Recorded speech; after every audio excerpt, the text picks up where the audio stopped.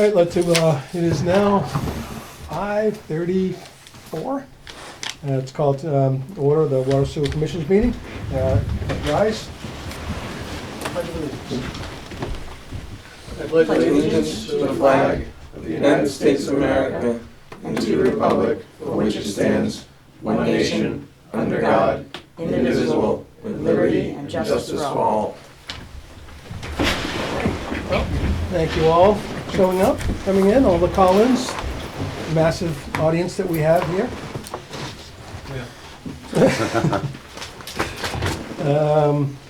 All right, we have any minutes? No audio. 15. We good to go up there? Okay, should we continue or are we waiting? We need audio? Should we wait? That microphone? That one right there? Tara's not supposed to touch it. Testing, 1, 2. Check, check, check, 1, check. Oh no. Oh no.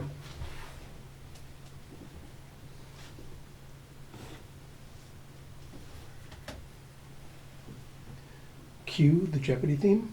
Do do do do do do do do do do do da da da da da da da da. Ah, it says okay. Okay, Great. here we go. We do have a set of meetings to approve for the 14th. So I would like to move to approve the February 14th, 2023 meeting minutes of the Board of Water and Sewer Commissioners. Second. All in favor? Aye. Aye. Thanks, Jim. All right, superintendent's updates, please. It's not really that many pages, I just made the You font scared bigger us so all. I could see think it. Tara's like, oh my God, I gotta get out of here. I got snow to shovel. Losing eyesight in the old age. Start off with a chemical supplier update. A while back, I believe I emailed each of the board that we heard from Caris, the chemical supplier that we use after having a large fire at the Yeah. facility. They've made leaps and bounds with repairs to that facility. The last remaining part of that is their permanganate section that was heavily damaged during the fire. They were anticipating having that up and operational by the end of this month. They said that once that resumes, they actually have also found some type of supplemental line to help with distribution of the product that they make, as long as, it sounds like they may have had some storage somewhere. Right. And, which is the answer to everybody's prayers, really. How are we looking right now? We're still doing fine.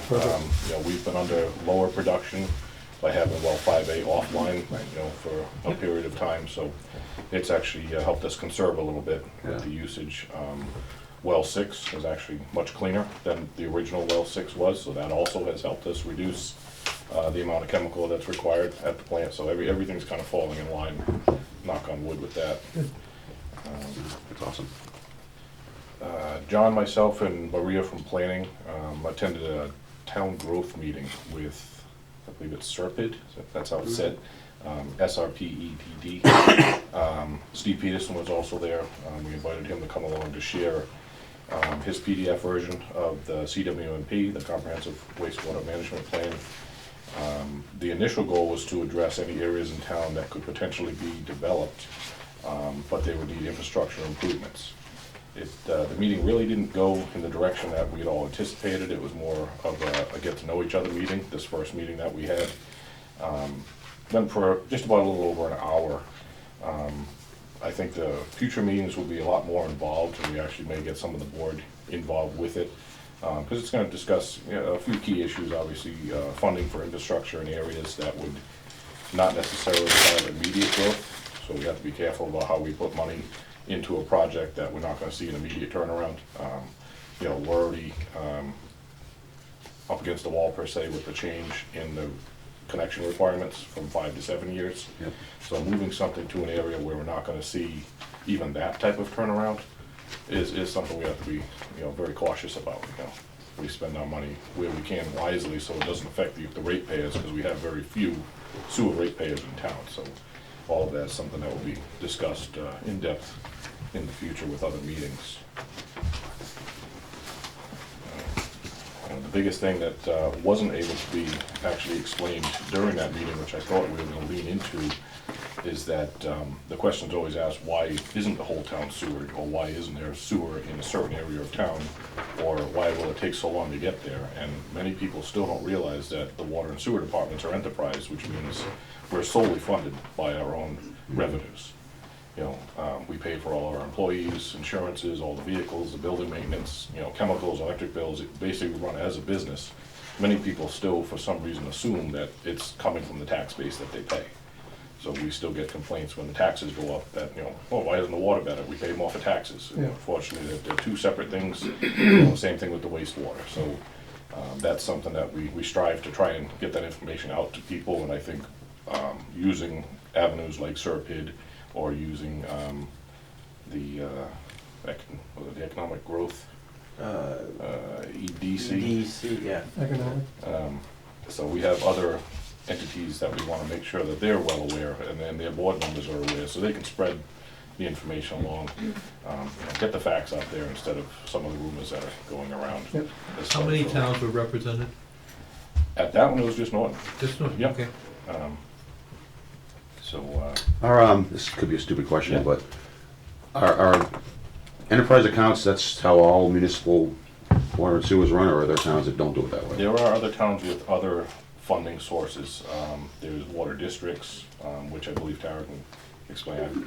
There's a couple local, I can't remember who they are, and I don't want to name names, but they run differently from the enterprise accounts. So some are just funded through taxation, Right.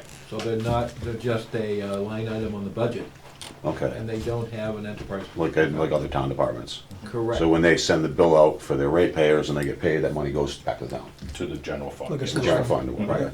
That's how Randolph used Understood. to be in the old days. Right, so it's very hard for those type of sources to actually fund major projects. Right, It's also all be town meeting. right, you have to get permission for everything. Yeah, Right. and then also the other portion of that is if there was to be a major hit to one of the infrastructures that needed immediate repair, you know, their monies would come from their general fund to Right. initiate the initial repair. Then you'd have a special town meeting to go and appropriate funds, where we have our retained earnings funds, which We can do basically it. is money in the bank. Yeah. We still have to go through the same process and have all the same checks and balances, but there's a good chance that we're gonna have more in our retained earnings in either enterprise fund based on recommendations from DOR. You're supposed to have a percentage of your most valuable asset. Yep, Ours fluctuates very frequently. So originally, our most valuable asset was our elevated water tower, which was coming in around $2 million for a replacement. now it's the So treatment plant. now it's the water treatment plant at $11 million. So in theory, you should have a pretty significant lump sum of money in your retained earnings to make immediate repairs if necessary. And that's something that, in the current status that we're at now, we're much lower than we would like to be comfortably. So those are another reason why we look at projects very cautiously when we go and put a bond out for something large. But, you know, basically just cover all that. You know, ratepayers are our main concern, you know, especially the smaller departments, like our sewer department is relatively small. A very small percentage of Norton has sewer. So anytime we do a project, you know, the only persons that are actually funding the bond or the borrowings that we have are those ratepayers. You know, so Yep. it can dramatically increase what their costs are if we're not cautious about how we, you know, move forward with improvements. So we look forward to working with developers and other entities to try and have them do infrastructure improvements, you know, so that we can gain more customers, but also have improvements done that doesn't cost the current ratepayers any major impacts. You know, we mentioned before, and I know Steve isn't on the call now, but you know, Elm Street is a prime example of that. You know, we know that the Reed and Barton facility there has some people that are interested in it. In order to make that an actual buildable lot, water and sewer infrastructure has to be brought to that location. Yeah.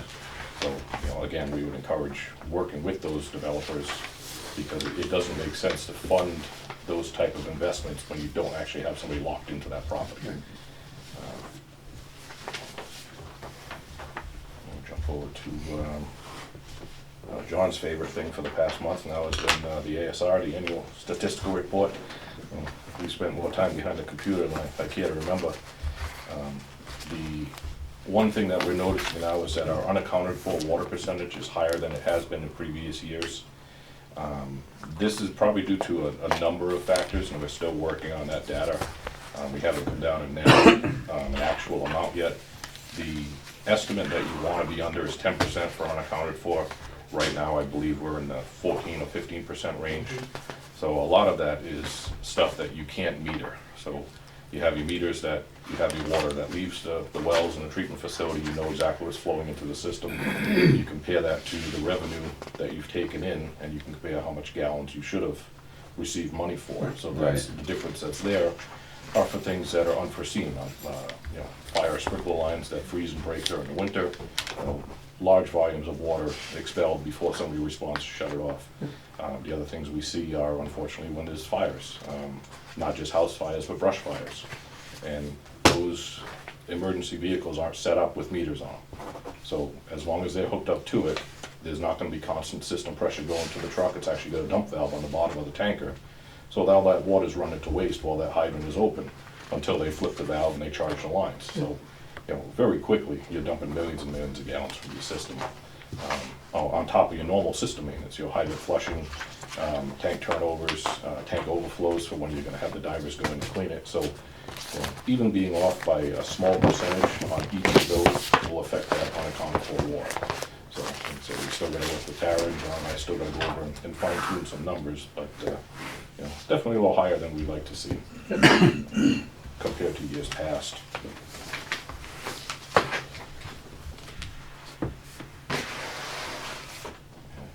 We just started to populate the CCR, the Consumer Confidence Report.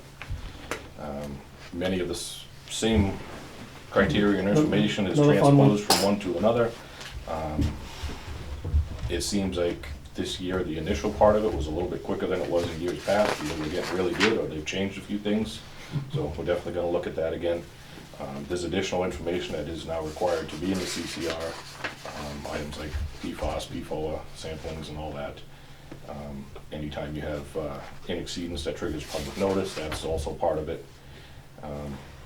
Unfortunately, we'll jump right over to that favorite topic, the TTHM reporting.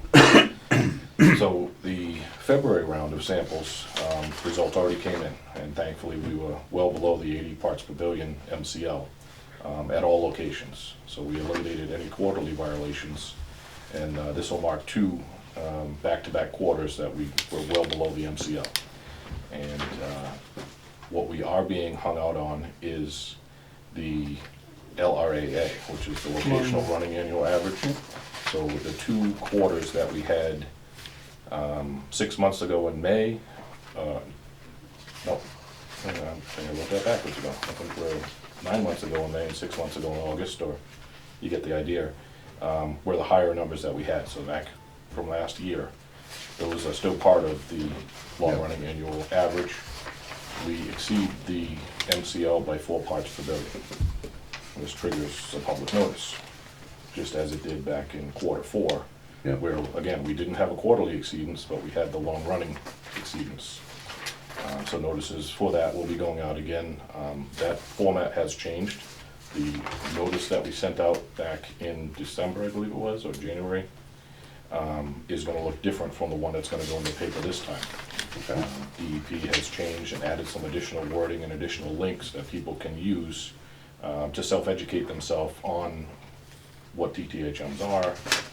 Also, if there was an HAA exceedance, which there is not, that's also information that you're gonna find on those same websites and links. And again, we had mentioned this long ago when we first exceeded, that this is a long-term thing to get yourself out of. We hope, and knock on wood, the next round that's due will actually remove one of those higher sample results, and it should get us into compliance with being under the 80 parts per billion. You know, as Tara and I had talked before, we were looking forward to putting an aeration system in the Cottage Street ground storage tank. It's a 2 million gallon storage tank that's there. And we actually also submitted 3 other additional tanks to Auchincloss funding to see if those would also be able to be funded either partially or fully by the congressman. That would be aerators and mixers in all 4 tanks. So just a good opportunity for mixing, removal of Yeah. TTHMs, you know. The thing about TTHM, if somebody actually was to read about it, if you are in an area or if you have any concerns about this, the same as the chlorine smell that you have in the water, it'll evaporate if you leave it in an open container sitting on your counter, you know, for a number of hours. TTHM also is volatile and will evaporate into the air. So, you know, there are simple methods to, you know, put yourself at ease if you're in a concerned area or have any concerns about it. But we continue to flush the dead end locations. And, you know, obviously the results are proof that it is working.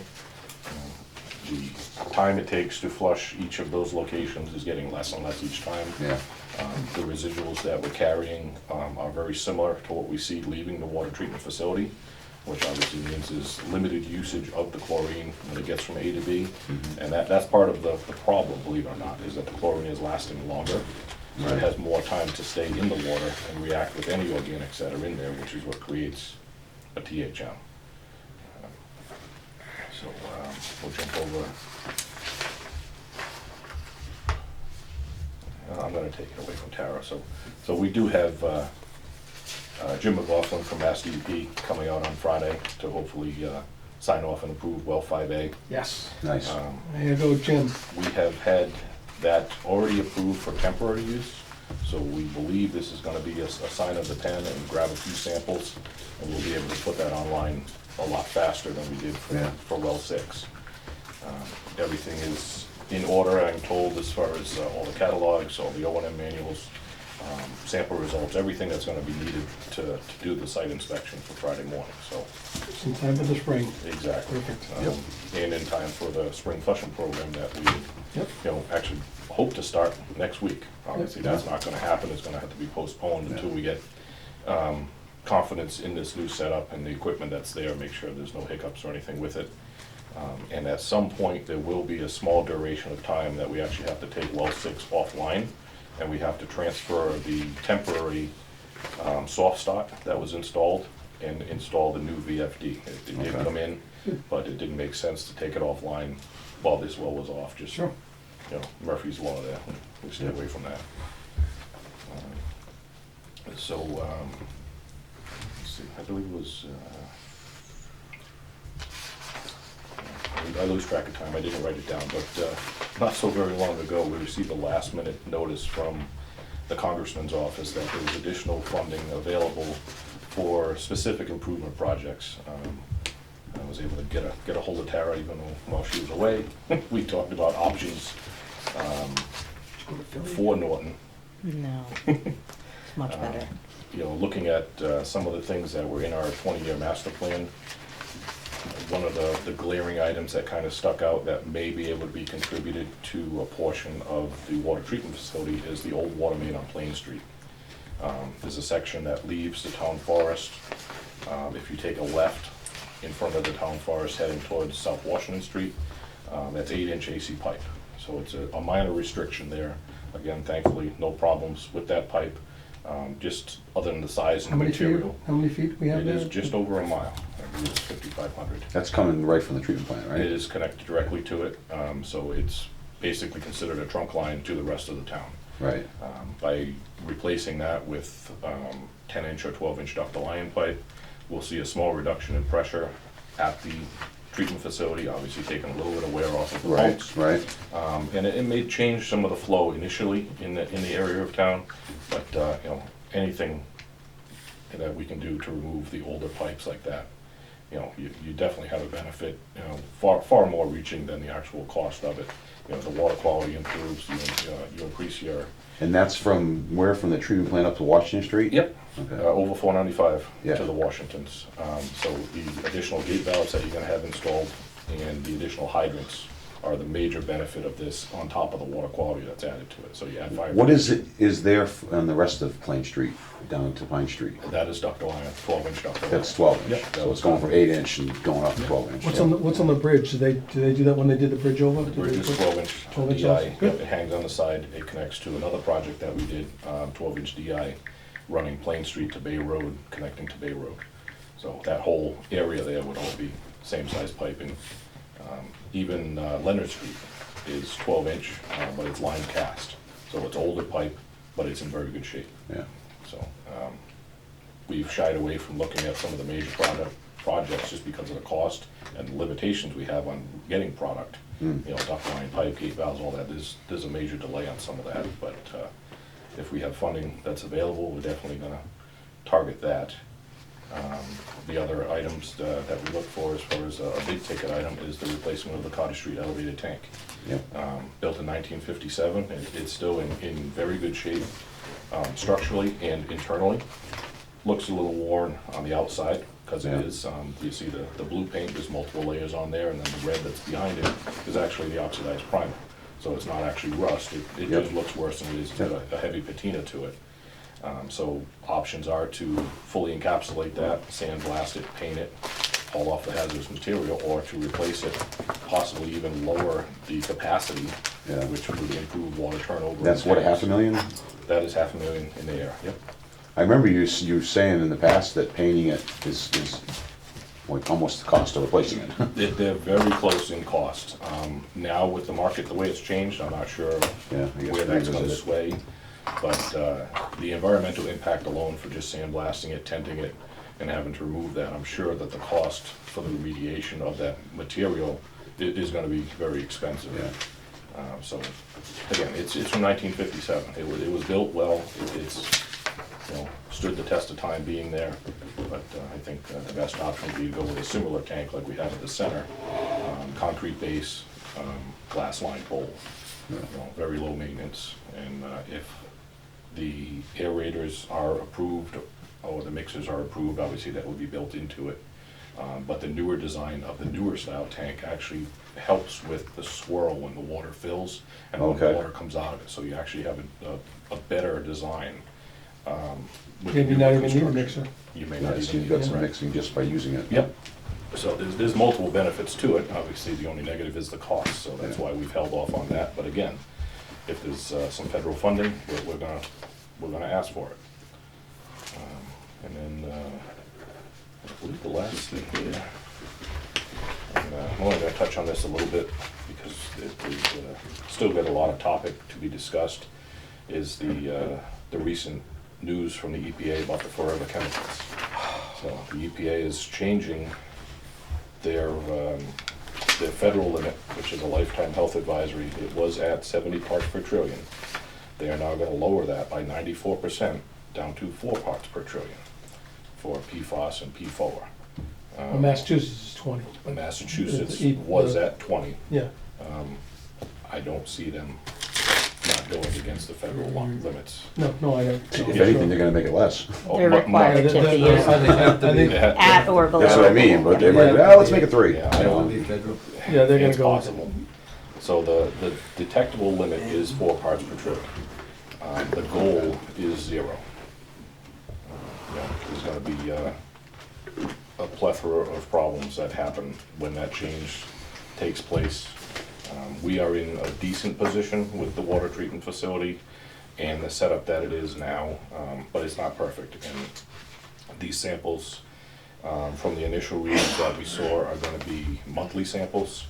And if you meet the requirements monthly over a period of time, they will actually relax a little bit and allow you to Yep. do quarterly samples.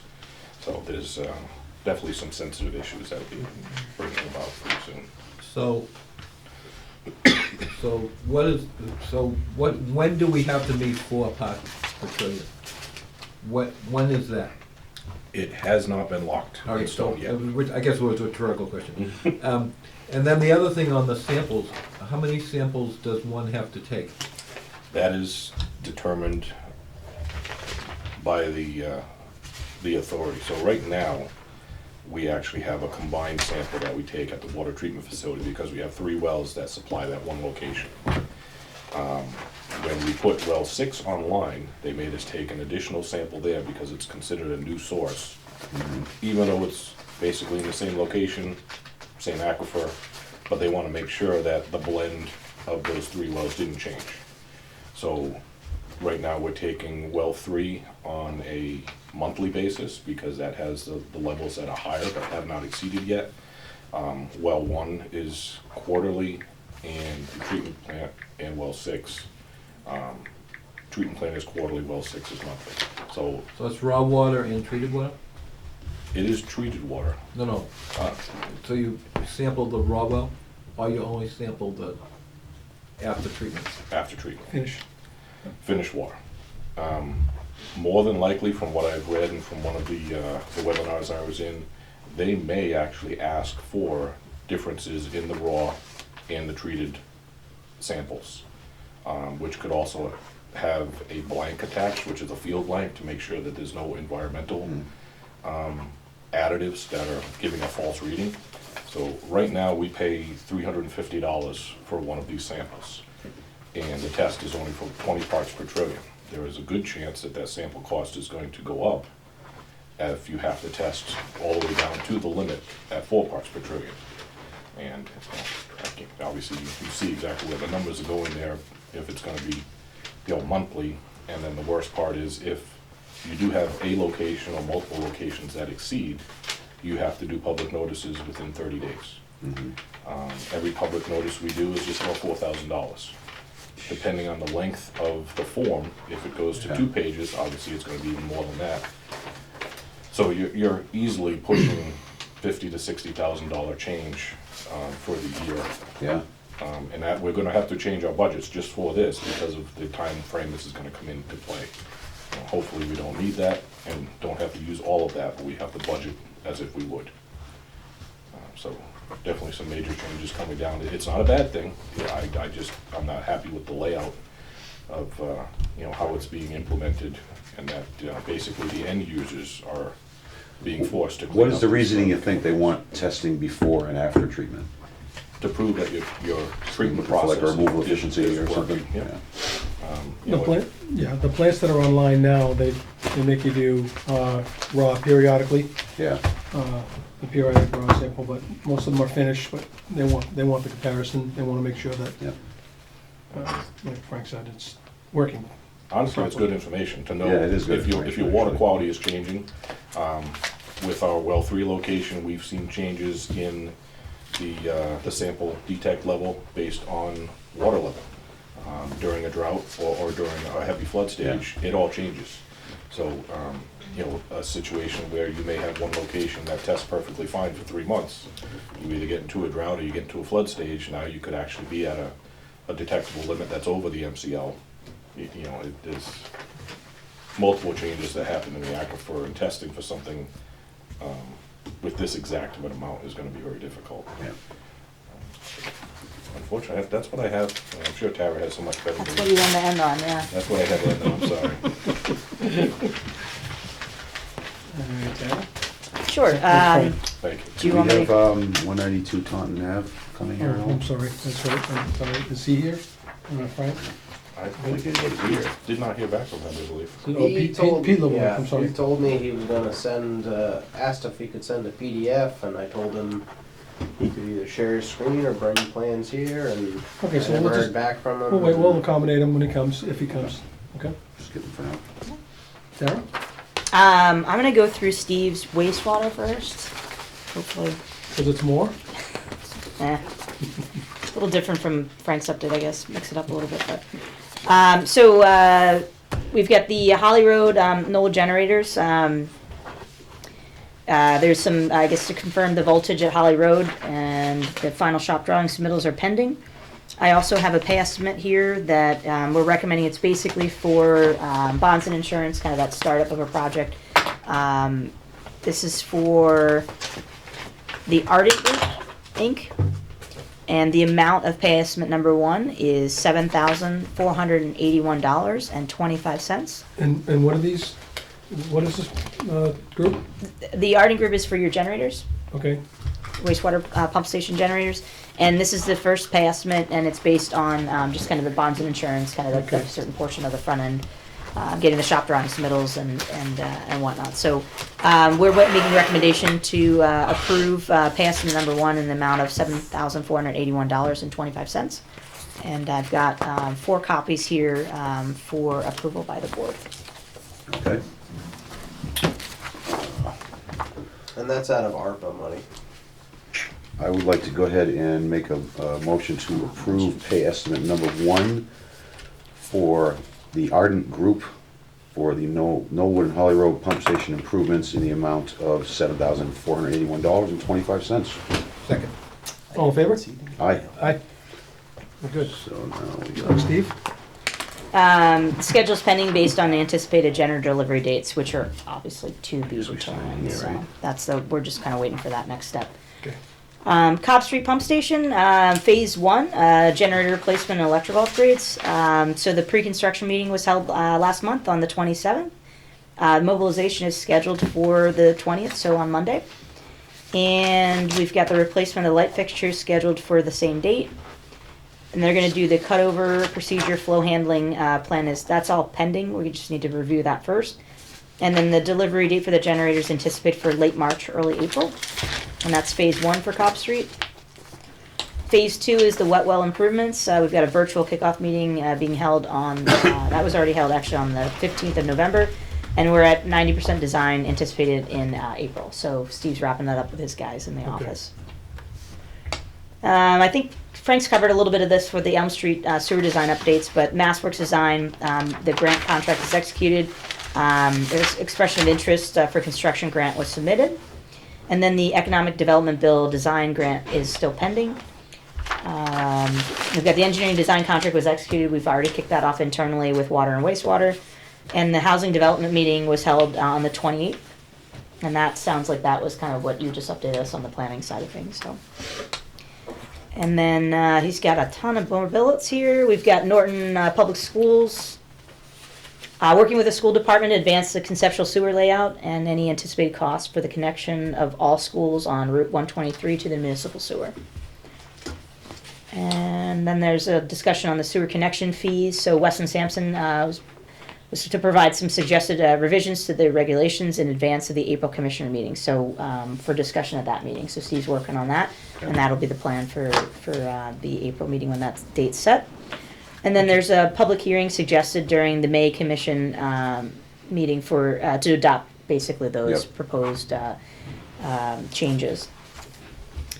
And then the next bullet item here is the NIPD's general permit. So see attached email. That wasn't one of mine. Oh, yeah. You have I that? didn't print out the attachment, no, sorry. That's okay. I couldn't, it was like a weird link and I couldn't get on it for some reason.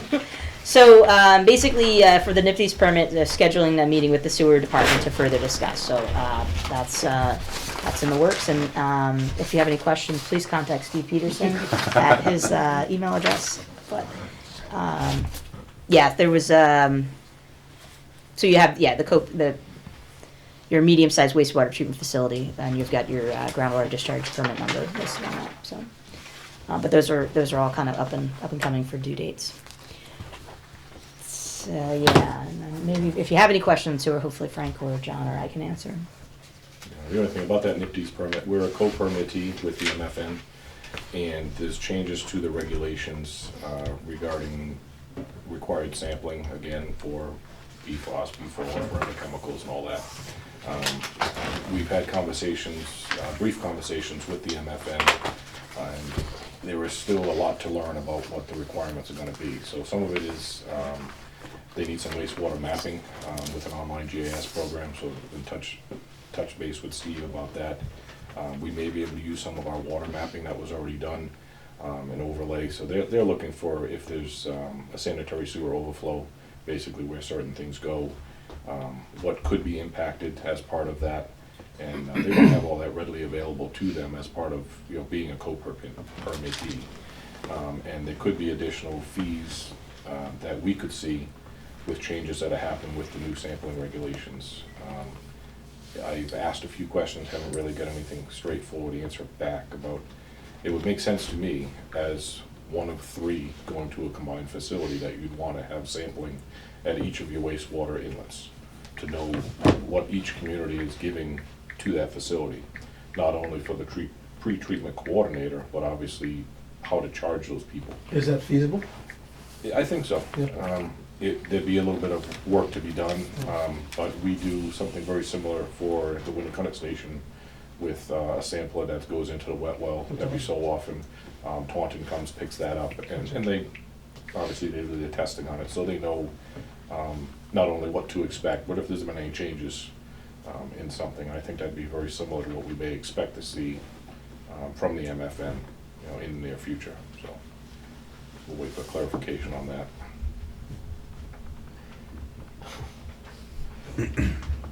It starts with water, it ends with wastewater. Yeah. It never goes away. Gotta build a PFAS plant down there now. Yeah. I can switch over to water if that's. That'd be just a wonderful Okay. thing. All right, so as Frank kind of got through most of the updates that I did have, so the Auchincloss funding, the new round of special earmark funding, so we put that in last week. We'll allegedly this week or the next week we'll hopefully hear about whether or not that the project is considered one of the advantageous projects that the congressman's group would want to push forward to send to the feds. As far as the good news on wells 5 and 6. So we do have the state coming on Friday, more or less just going to come in and check it up, make sure all the telemetry is up and running, alarms and everything looks good. Provided our certification of approval of that the work has been completed, and as Frank said, all the paperwork is on site, so we should be good to go with that. Typically, DEP drafts a letter, so when they go out, more or less, I do expect it to come within a day or two, unless there's some issues, but all the information has been provided in advance, so we should be pretty good to go, and then it'll be a few days as we did with well 6A, I should say. That'll be just a new source, getting it started up online. Derek usually kind of runs the plant, bringing that in slowly, and then there'll be a little bit of tweaking just based on chemicals and figuring out the blended system with wells 6A and 5A together. So, but yeah, the good news is it's going online finally. So in the next couple weeks, and Great we'll be news. ready to go for spring and as well as the big flushing plan that we have scheduled for this year to kind of help with those THMs. So you're there that day? A counterpart of mine will be there. And this is obviously someone from the water. We will all be there. Yeah. Is that something a water commissioner can attend? I don't see why not. 9 a.m. Yeah. Probably going to be pretty soupy wet, so if you have to drive that, it's a dirt road. So I don't know if my Tesla can take it. yeah, I was just thinking about you might maybe get a pickup at I'm maybe sure meet him at I'm sure we the can get you in the there. Plain Street Park there and maybe get driven in. We'll talk about it. Yeah, I'm sure after the snow melt and all this, the last couple weeks are probably it's a little greasy. spring is a little rough out there on these roadways. So yeah, so that's was good news, and as Frank mentioned, the last part of that will be just kind of site cleanup, and then we just need to get that VFD switched over on 6, and that'll just be based on when Derek's comfortable to get that done, and we're ready to schedule the electricians to come back out there and do that. Okay. We do have a pay estimate submitted by Dankerous Builders Corp., pay estimate number 9, and Weston Sampson's reviewed this, and we're recommending payment in the amount of $26,776.41. And I've got 4 copies here for review, and then also at the back end of here is the certified payrolls. Okay. This is for Dankers, you said, right? Yes, correct. Okay, I would like to move that we approve pay estimate number 9 for wells 5 and 6 replacement projects to Dankers in the amount of $26,776.41. Second. All in favor? Aye. Aye. How many more pay estimates do they have on the schedule? So they're pretty, I mean, they don't really tell us how many they're gonna have, but we Just do in anticipate case it that changes. they've Okay. got almost everything to 100% at Okay. this point. We're more or less waiting for substantial completion Okay. submittal. Okay. We'll provide them with a punch list of incomplete, unsatisfactory work, and then from that point, work on closeout. I mean, one of the fundamentals is the VFD switch out, and Okay. then the fencing's up. I mean, everything's pretty much, we do have the well abandonment. Little signs up? We did not have to put any signs up this year, so I'm not gonna bring that up Nice. again. Good, glad I did, huh? They're on the other side of the river. Okay. Not that side. And that, yeah, we both had poison ivy from that. That was awesome. Yeah, I really enjoyed that part. So That's good yeah, there. so we've got that moving, and then our office will put together the paperwork for the well abandonment officially for the 2 wells inside your buildings, and then everything will just be running through those wells that are out there. Great. So. Yeah, so the project, overall,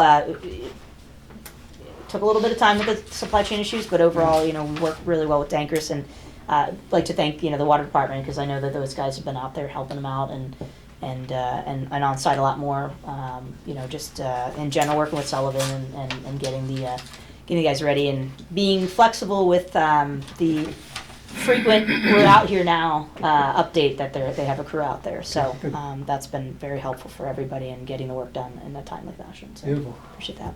Love to hear that too. Yeah. We talked about a little bit about the ASR. I've got some stuff to go over with you. I got a little distracted by PFAS yesterday too. So, but we will, you know, that's due at the end of this month. So we just need to kind of wrap some items up. And for the most part, each year seems to be less and less questions for us. So that's always great to hear that you guys are kind of running with it yourselves. And we just had a little bit of different things this year with just how we were modifying the pumping so much this year with well 5A and having that temporary online, and I should say 2022. But you know, moving forward now, we'll be back to more consistent readings and monitoring. So, and then I didn't really need to go too much further. You covered the PFAS situation. So EPA did release the information as a draft yesterday.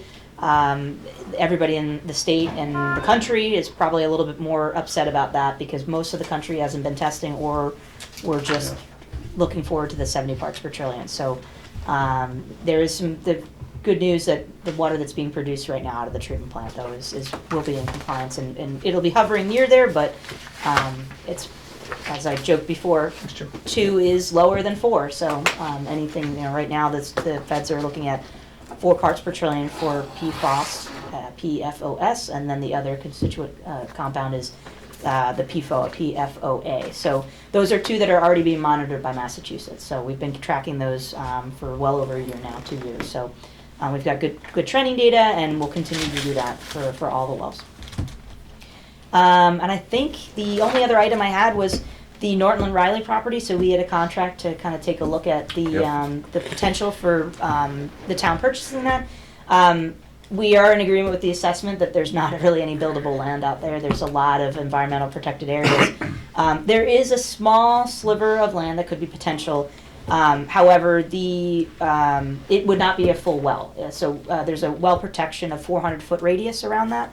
The intent would be a well field where you only need a 250-foot protection radius around that. So you have multiple wells that will be pumping together as a combined yield out of the aquifer. So we'll have a final report in the coming weeks, so I hope to present that in advance of next meeting. So if we have any questions, we can... So multiple wells gives a smaller radius that you have to... Yes, That but sounds they're like going it's to be the pumping opposite of less. what it should be. So they're, Oh, okay. it'll be a Okay, combined okay. withdrawal. Are those vacuum wells? We have not Well, analyzed what- what type, but Well points or? hydrogeo guy will tell them a little bit more. But yes, it typically Well, would be so, but it's not, so this is again a desktop study, so as far as the superficial layers look reasonable, you would, the locations are actually, the town actually owns the property north of that. There's some farming though, that's kind of to the southwest, if you will. The other thing that with this is that while it seems that these small slivers are potential, if you look at the zone 2 around well 1, so I don't think this map is going to be really easy for anybody to see, but if you look at kind of zone, well 1 is here, well 2 is here, the potential property is here, the wastewater facility is up here.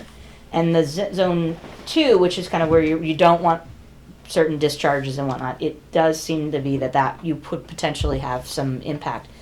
It's all theoretical right now, so we would need to move forward with test well drilling if that's something that you want to do. But I'd prefer to have the report in front of you with the kind of our analysis of what the potential is and the benefits, and our hydrogeo specialist is on vacation coming back today. So I want him to review these results before we present them to So you. is the treatment plant leaching area upstream? Yes. So this would be downstream? So Okay. typically based on what we've seen at well 1, how the water flows, and Right. it's not too far away from. I mean, these are all well 2. I think we were all concerned. Well 2's is likely impacted. This would be a little bit further south, but again, you usually would set up the whole monitoring well situation and really confirm the flow rates. based on this subsurface information, it does seem to be anywhere, it could be less than 100 gallons a minute, it could be up to 300 gallons a minute. So I know that's a huge range, but again, there's a potential, but it's a very, I'll at least show this small, this is kind of the mapping of the red. It's a property. Yep. This little spot right here, there is some potential there, but there's a little bit of overlap.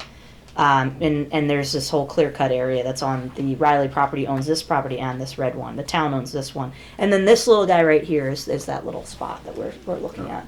And this is the town up here, so you could get a 250 foot radius around that. So it's roughly a parcel, 42 feet. It's a triangle shape, 42 feet by 32 feet. So again, there's some potential, but I think I'd rather have the hydrogeologist provide a little bit more of a firmer theoretical update. It doesn't sound promising, to be honest with you, just by, It could be also just because there's some potential here. We were talking about conservation land, protection of your zone 2 for the existing well 1. So there's some opportunity there that it might be beneficial. It does not. There are wetlands very close by. There one well that or this little parcel right here is very close to a wetland. It's probably not going to be a very good water quality. Being this whole brown area, if you will, on this map here is more or less wetland. So you're and not. those wellheads aren't very deep either. No. No. Yeah, so that would be something that the little yellow parcels are where you could fit something on this, and then the next steps are multiple layers. So I prefer to present the full amount and kind of have our hydrogeologist give you kind of like a Yeah. benefit. I mean, again, we could do some test well drilling and but I think it's all up to what. I think you want to know the percentages and kind Yeah, of his best. yeah. So he'll be able to narrow that 100 to 300 down a little bit more. When you do test well drilling, we haven't gone out to the site yet either, so that would be our next step to just kind of see the surface layers and Right. just kind of see the topography and make a best guess. But again, if we predict that the zone 2 will be influenced by the MFN, I don't see any reason that you'd want to ever pull. take that chance. It's not. Sorry, like that color. That's to nothing. That a little hard to understand. But if you look at this image right here, this is the drying beds for the MFN, Okay. and then this is your zone 2 for well 1. Okay. And then if you kind of consider that the underground groundwater flow kind of goes like that, we would anticipate kind of going like this too, Yeah, which could pick it up a little bit. so it's, but again, they have monitoring wells. We would check existing and kind of double check that. But there's potential. It's just not it's not as amazing as Potential, you but would how hope. much potential? If the Yeah. potential isn't, Well, I think there's the possibility of yield, and then there's quality. Yeah. So that's the bigger fundamental of Right. what if you do get something like 250 gallons a minute, is it going to be something that you need to do some significant treatment for? So, but that's a little bit more than just the desktop. So we initially thought that maybe we'd just it's not a good spot, but we did find tiny little slivers that might now, be an how close is that to well 1? The opportunity. only reason why I say that is because if you got, So this is a 400-foot radius around well 1, Yep. and that kind of overlaps with what your 400 radius of well 2 is, which kind of a little bit overlaps. So it's about, as the crow flies, maybe 800 feet away or so. Well, I 2 mean- is nothing now, though, right? It is a not so if well 2, that's a little bit further north. If you would have to go through the full new source approval to put that back online, and it does overlap with the protection radius of well 1. what are we getting out of well 1 now? 200. So theoretically, hypothetically, wishful thinking, 50 if to we got 300. 250, 300 out of it, would 300 that- would be the max, yeah. Well, I'm But just yeah. saying, and if we ran a direct line, we could potentially justify putting a plant there. So that was just thinking, combining Yeah. it with well 1, you mean? If you had that Because extra. now Yep. we're close to 500 gallons.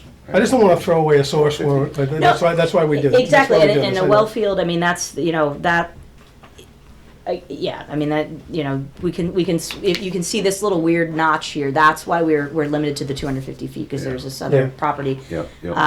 And you want to basically own or have full control over everything within your zone 1, Right. number 1. And then your zone 2, you want to obviously make sure that there's no chemical spills or any other Sure. concerns. Yep, And yep. and we all know that's not usually a good thing to be near, so, but, otherwise, other things that popped up, there weren't any, releases that we noticed. There's some vernal pools, nearby, but not significant, but the buildable location, the access road to even get in here, we would need to get, an easement through likely through the Riley property, or come all the way through somewhere through the town's property, which Okay. would be probably a little bit more, that would require more of an environmental review on that Okay. level, because there's a lot of, it's mostly, undisturbed, Okay, yep. conditions out Do there. you know what type of property it is for the town of Newton? I mean, it may have a conservation easement on it. I don't know, If it I'd have does, to ask our guys. It's very limited what you can do in a conservation easement. Right, yeah, so if anything, when we've done it with these other wells, it's 20 foot wide or so and no paving. Right. And so in this case, something buried, something that's, very low impact in the well fields, putting all the piping in and then pumping it somewhere. Sure. Whether it be directly, but yeah, again, we'd also have to connect to the existing system and come through there, so, there is an existing access way, through that property, up to that point nearby, so, that would be, we could look into it a little bit further, but I think that, Well, I think we should look at the feasibility of doing it, and then the details about whether or not it's worth it. right, Yeah. yeah, and that's, the cost-effective benefit of, next steps. I mean, this is the preliminary kind of desktop study. Well, you actually told us more than we even thought it was even, I mean, it's more than we even thought. Yeah. I mean, the question of whether or not it's actually economically worth it, benefit of yield versus, quality. That's a big thing right now.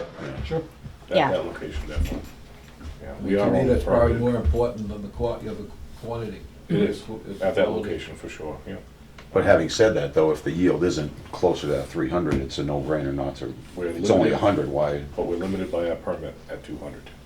So we would have to go to DEP and see if we can get that adjusted.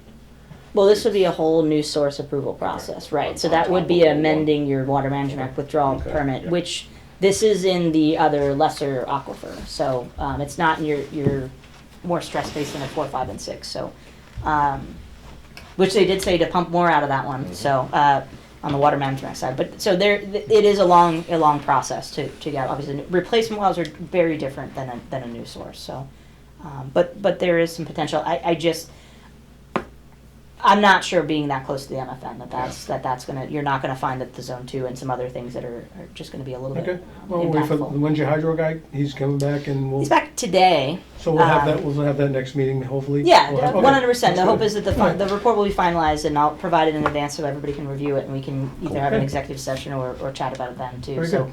and have them either come in person or video, similar to what we did with well 4. Okay. And the results for well Great. 1 and 4. Yep. All right, Tara, thank you. Sure. I think that was it. Yeah, sorry. The only So other- does Weston and Sampson have, I know the reg just came out yesterday, but Mhm. I think, well, if you read the newspaper, it was all over the newspaper today in the Globe. I don't know what other publication was. It's been on the radio, I know. Most people probably for the first time in their lives actually heard the term today on the radio on. And I would imagine, have you got any phone calls yet? We have not. All right, so I envision moving forward, especially towards town meeting, that this is gonna be, people are gonna, I'm not sure if they're gonna be concerned, there's so many other things out there to worry about, but, when it comes to water, people don't hesitate to criticize our water for whatever reason. So, is there, and I know it's all brand new, but you probably know the answer, but do you know how many zeros there are in a part per trillion? You know what it is, right? Scientifically? It's one droplet in an Olympic-sized swimming pool. So for perspective for people to get a- There's 1 and 12 zeros. That's all minus, of course. This is it's a tiny little drop. And I know that nobody even knows what a part per million is. I mean, nobody really has that unless you're a chemist, unless you're in the field. But people are gonna say, I'm not even sure they're gonna care if it's 4. It's really, do you have any? So, I don't know if Weston Sampson, or if you're thinking about, how to deal with this in the press, But it seemed like it was something we should be ahead of. But I'm not so sure we're ready to do that yet, because all the information is relatively new. And we started talking about this when so you were not a commissioner at the time, but in 2020, DEP, Mass DEP changed to go to 20 parts per trillion for 6 combined compounds. So we discussed it at that time.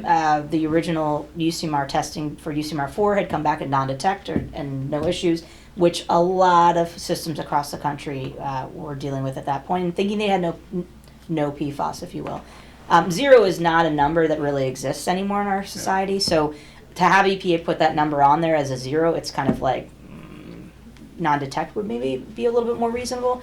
Right now, the labs can't test below 2. Most of them can, at least, so having something, it's going to be very interesting to see the progression of this, but we have provided information, and my suggestion to Frank was, I sent 3 different documents of some information on EPA's, guidelines and kind of where they're at, and then setting up a webpage and having some resources. Yeah, I don't think you can write it in, the article can't be an EPA speak. No, it cannot. No. It has to be really basic conversation. And I'm not so sure, I mean, I could attempt to do something, but I'm just saying that it's, there's an article about, there's a cube, and if it's 1, what a part per million is in the cube, and what's a part per billion, and what's a part per trillion. It's an interesting analysis that it's not very much. I'll tell the old joke about Ivory Snow. It was an advertisement for Ivory soap back in the day. If you're not old, you probably don't remember this, but it used to tell you that Ivory soap was 99.7, 90 and 44, 100%. 99.44% pure, right? 99 and 44, 100% Well, pure. wastewater is the same quality. I mean, that's the joke. I mean, it doesn't mean anything to anybody. I mean, it means something to somebody, but I'm just saying that most general people don't understand what that means. So it's kind of like, throwing all these numbers out is kind of like, I don't want to say dangerous, but I think we just have to say that we're on top of it. That's really the top of the article I want to get is, yes, we're aware of it, we're concerned about it, and we're dealing with it. And we have the protection in our system to deal with it, something like that. And whether or not it's 4 or 20 or parts per trillion, it's pretty insignificant. But it's something I think we should just tell the general public we're on it. Yeah, and leave it at that. Yeah. Because they start talking about what the EPA is. I No, read the article today and I didn't even understand it. It's very complicated, and Frank read it yesterday and wrote me an email, and I was like, oh, no, you're actually okay. So it's hard to understand even for people that know Well, it, and they've created a new term that we're not familiar with here, and so. So the other thing which was interesting in the article, and I saw this online also, is that toilet paper is the #1 contributor to PFAS. So the question is, why wouldn't they take it out? Why they haven't eliminated it in the source first before they start trying to set a limit on Yeah, it? that gets to Frank's point of why treat the end. I mean, Penalize the back in end. the old days, we took mercury and chrome and cyanide out of the waste stream, or the production stream, in order to then reduce the amount of mercury and cyanide and other chemicals out of it. Kind of like it's impossible if it's 0. But anyway, Well, at least we're not at quadrillion, so we got that going for us. So That was thrown out there too. wasn't it? there was a quadrillion The out there next for a one will bit, come up, so yeah. that and it's a hard number to grasp for people, and I think you're right, Steve. We've done some frequently asked questions to put on websites. These guys are not toxicologists. They're not able to let people know what's going to happen. It's a long-term exposure. A lot of us had it in our systems a lot more when we were younger, just dealing with what multiple different chemicals were were in things before. Major companies across the country have stopped using for the most part, but can't stop what's coming in from others. Somebody used an analogy the other day. What if I travel somewhere else? Yeah, you can travel anywhere else. You might not be at the same level. So. they also say it might be in bottled water. So right now, FDA regulates bottled water, so that's not regulated by the EPA. So Let me ask that question. That would be interesting to find out that it's 6 or 7 in most bottled water. yeah, Again, I don't, it's different regulation. so the than state, whatever else. yeah, the state basically, when Massachusetts is at 20, the federal government is at 70. Bottled water some of them are stating what they've tested. Some of the larger firms are, so you can look on their website and check that out. It does depend on who their subsidiary is, though, that might also then filter it or take it or whatever. A lot of bottled water companies might not necessarily be getting it from the same source from year to They're year very- as they go, yeah. so that's Yeah. gonna change too. So it's and then there's microplastics in the bottled water, but that's another whole thing. I'm not a so, but it's free. yeah, it's there, and it's something that, you know, the biggest thing is Norton didn't create it. The cities and towns did not create this. This Yeah. is something that's been, you know, in our society due to the chemical industrial, you know, transition. So we just need to continuously follow the state and federal guidelines for drinking water, and as they change, every water system needs to adapt. So Can only play the cards they deal us. Mhm. Yep. Do you want to take up well number 4 while we're talking about water? Talk about that. We're gonna make a motion for that? Yeah. This is for the article, right? Yeah. I was gonna ask about that. Yep. What article number was that? 14? Article 14. So this is gonna be to proceed with Article 14 for well 4 in the amount of 900,000. All right, I would like to make a motion to go ahead and proceed with Article number 14 for well 4 funding at town meeting in the amount of $900,000. Is that right? Yep. I'll second that. All in favor? Aye. Aye. That was for Will. Thank you. So there was another issue that was brought to my, not issue, good issue, not bad issue. The town accountant told me that we could authorize a single member of the board to be a I was bill gonna ask about signer. that. Yeah. So, What does that mean? For Just the, Means- for one- the off week, when means we if have to come in one and sign signature- bills. you, those two are on vacation, Gotcha. you can come in. I think it has to be one with maybe a backup. So we have to pick somebody and pick an Yeah, alternate, basically. it's not gonna hurt if everyone signs, but, you know, in cases of only being able to get one person, we need to be able to have a person Okay. who can sign. So, you know, in the weeks that we're not meeting and we still have to reach out to you guys and have bills signed, Yep. I could have one person sign them. Could instead this of- also apply to when we do meet? I don't see why not. I mean, I could get. I mean, I know we're all here, but Yeah, I could get more clarification on that, but, you know, it's. So for now, we just different vote with for every, the- it's for all the- different with all for the the off boards. I week, mean, right? I know conservation just has one person. Well, it's good to have sign. that So- there just in case, but I mean, what we're doing right now seems to be working, but, so that, we would say yourself, out of, we would nominate, well, It would have to be Would one be of one you of us. three. so one of us, Yeah. It would just have one to of be us? one of you So it's three. just one signature, not two? That's, That's what you, okay. that's the okay, gist okay, from what all I've right, understood. all right. I don't mind doing it because I live right down the street. I don't mind you doing it You either. know, having said that, I may have a conflict in a couple weeks I agree. on that Tuesday. Oh, we can make But, arrangements with that, but that'd be all right. I live as far away as possible from here. Yeah, I know.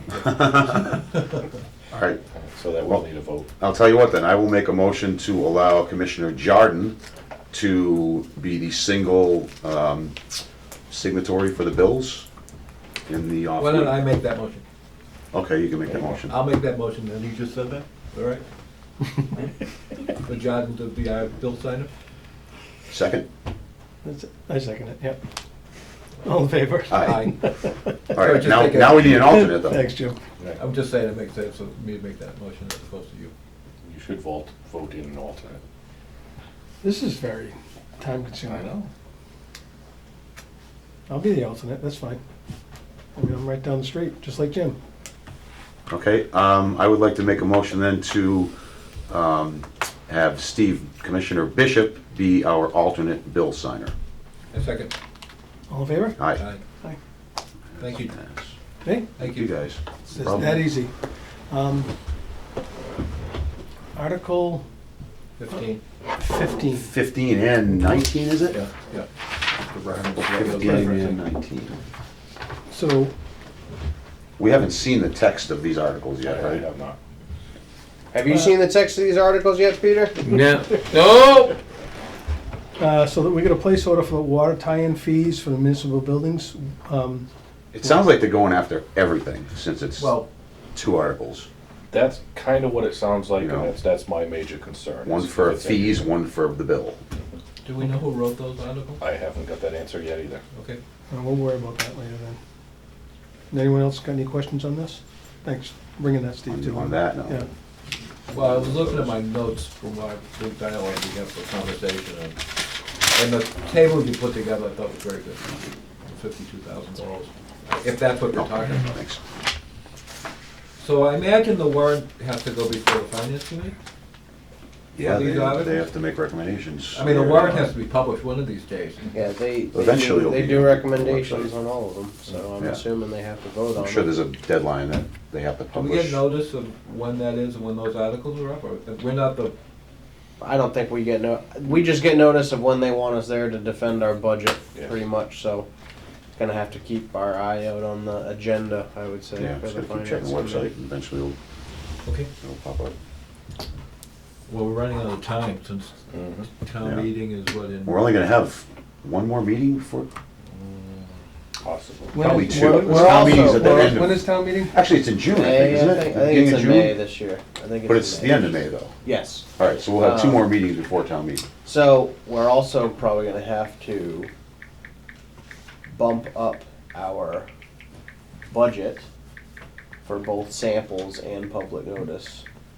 Yeah. Depending on the clarification of the ruling from EPA, you know, if, they say if you test for, you know, I think it was like a third of the PFAS limit, It's- you can get down to reduced monitoring. Well, a third is 1.3, and you can't test below 2, so I'm not sure how that's gonna work, but, so, Yeah, we're probably gonna be posting some stuff and taking more samples, so I'm sure that line item in our budget, we're gonna have to increase significantly to be safe.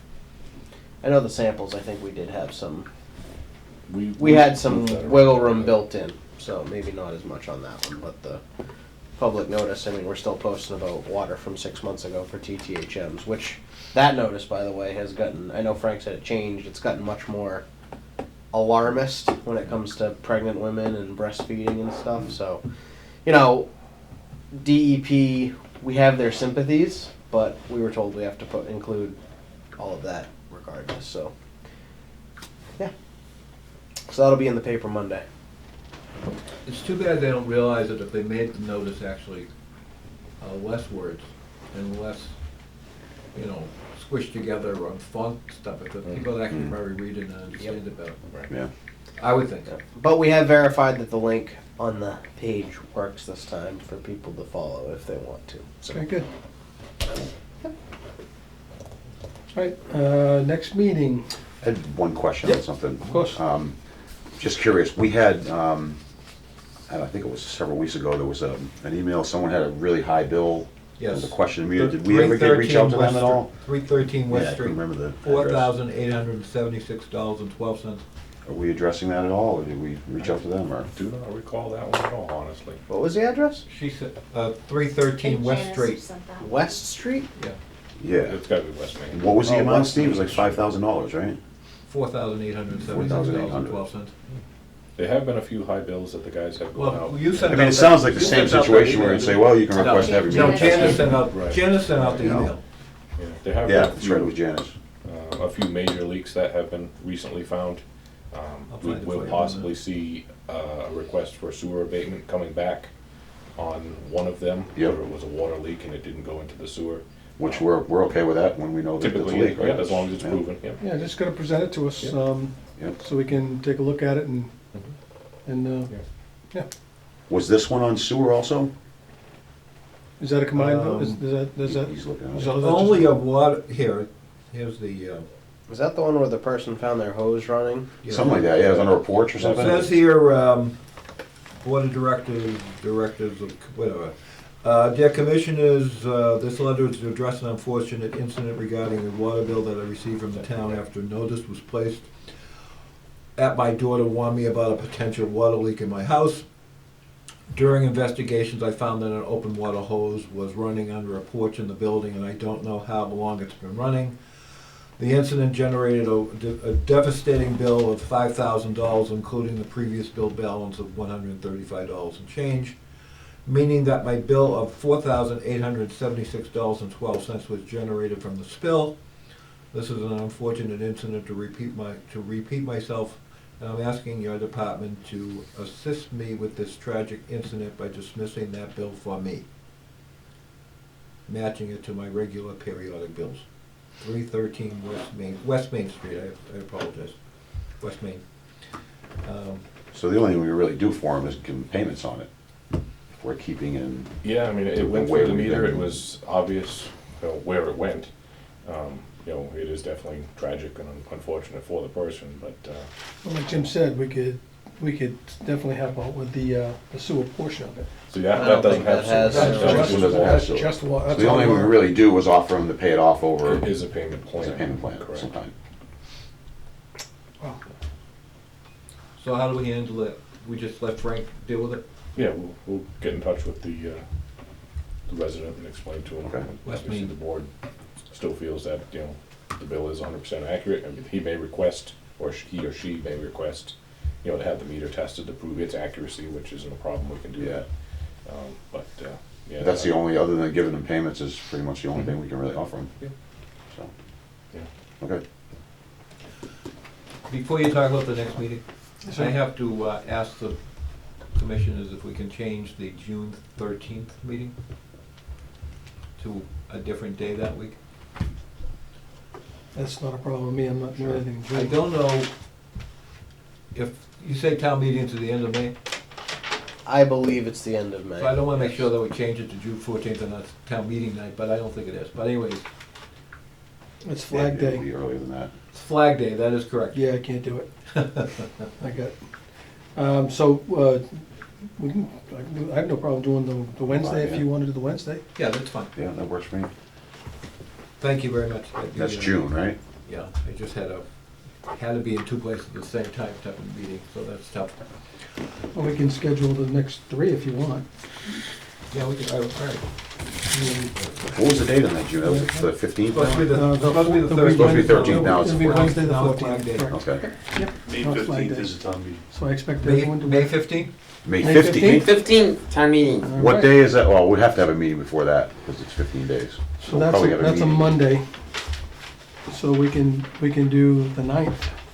We do May 9th if you That want. would be our meeting, yeah, that'd be good. We'll have a meeting less than a week before town meeting. Well, we're supposed to have a meeting on May 9th. Yeah. Well, we would, No, that's what we had said. okay, May 9th, and then And then April 11th? And that's Tuesday also. Yeah. Outstanding. Yeah, sounds good. I have something else. You got the 14th. Yeah, 14th, yeah, 14th, I'm sorry. I have 1.5 things. I had at Red Mill Village, we had a water pressure problem, and one of the residents has called the water, I recommended the resident to call the water department to come down and check out the meter. And I believe Adam came down to help out the homeowner, and the homeowner just raved about how wonderful Adam was and everything that happened in the water, from the water department. So I'm just passing that along. That's awesome. That's great. That was a nice experience, and everybody was appreciative of that. Love to hear that. Yeah. That's great. Well, I mean, Kudos to Adam. Negative Usually you don't comments get over those here. compliments, so I Yeah, figured it's I always would the share negative that ones. with Tell 'em we everybody, can have just to half-day let you Friday. know that I will let him know. people do appreciate action. Did he find out what the potential issue was, or?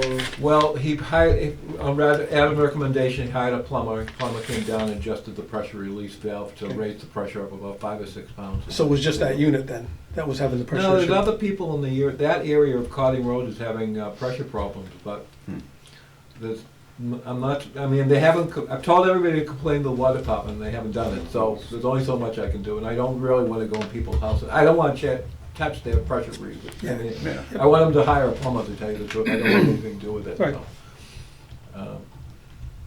I don't know if it's real or not real, to tell you the truth, I don't know what that actually means. My pressure, I live on the other side, and my pressure's fine, so. Yeah, one person hears about it, and Yeah. you start seeing stuff, you never know.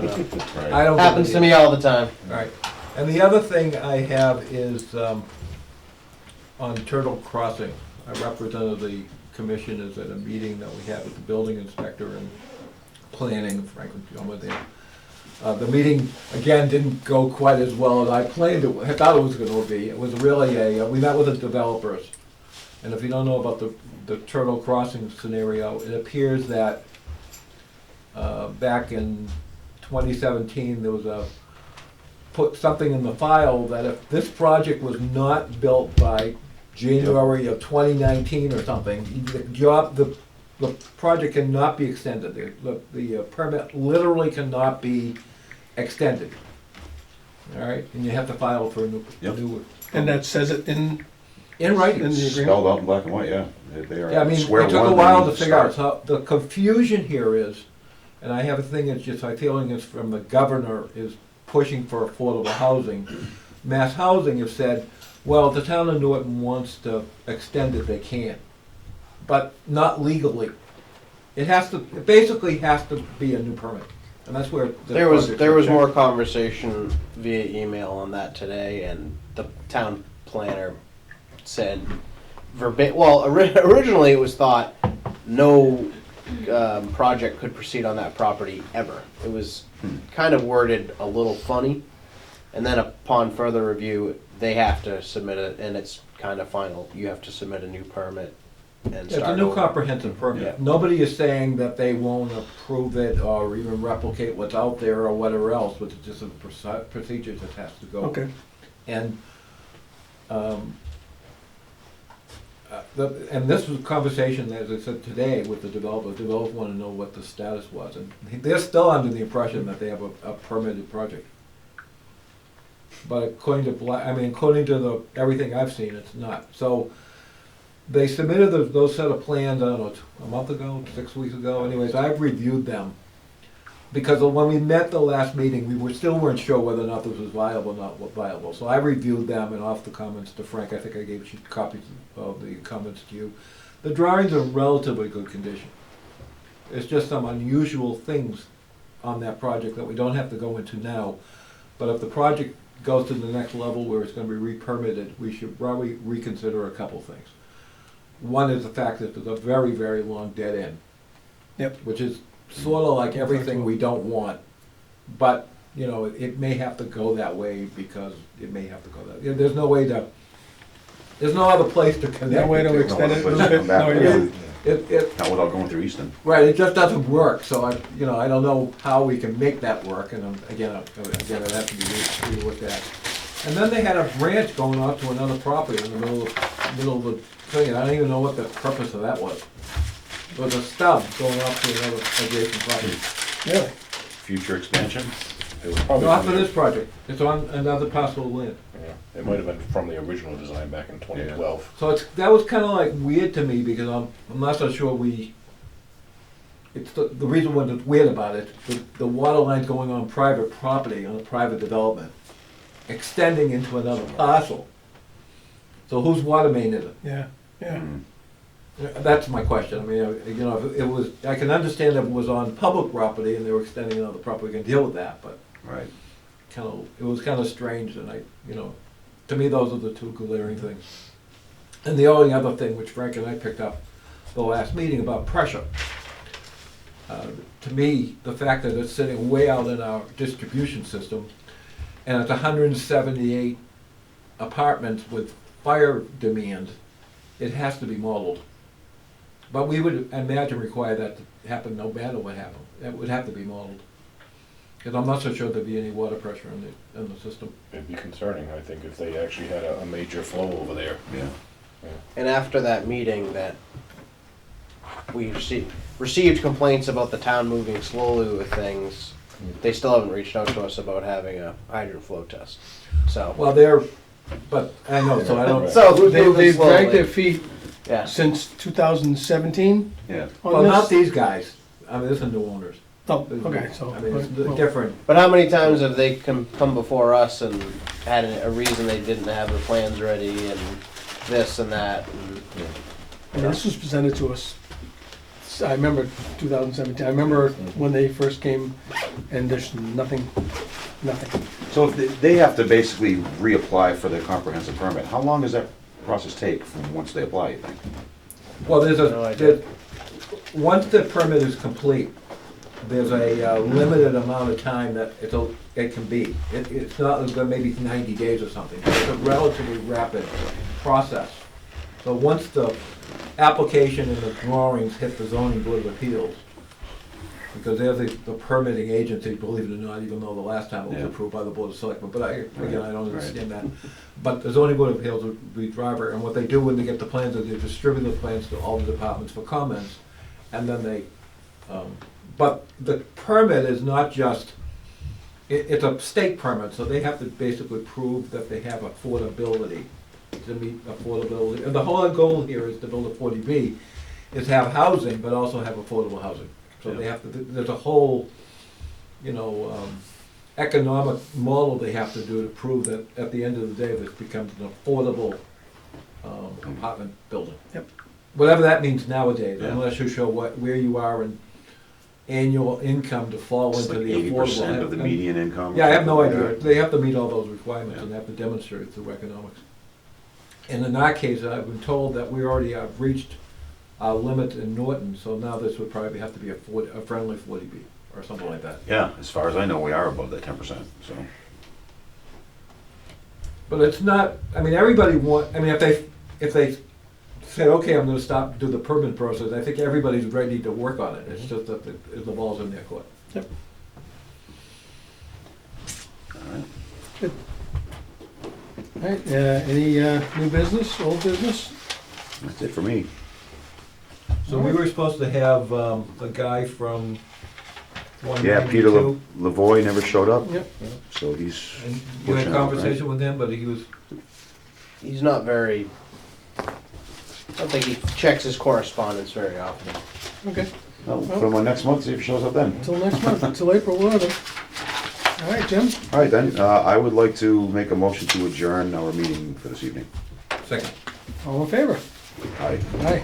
Thank you very much, everybody. thank you. Thank you.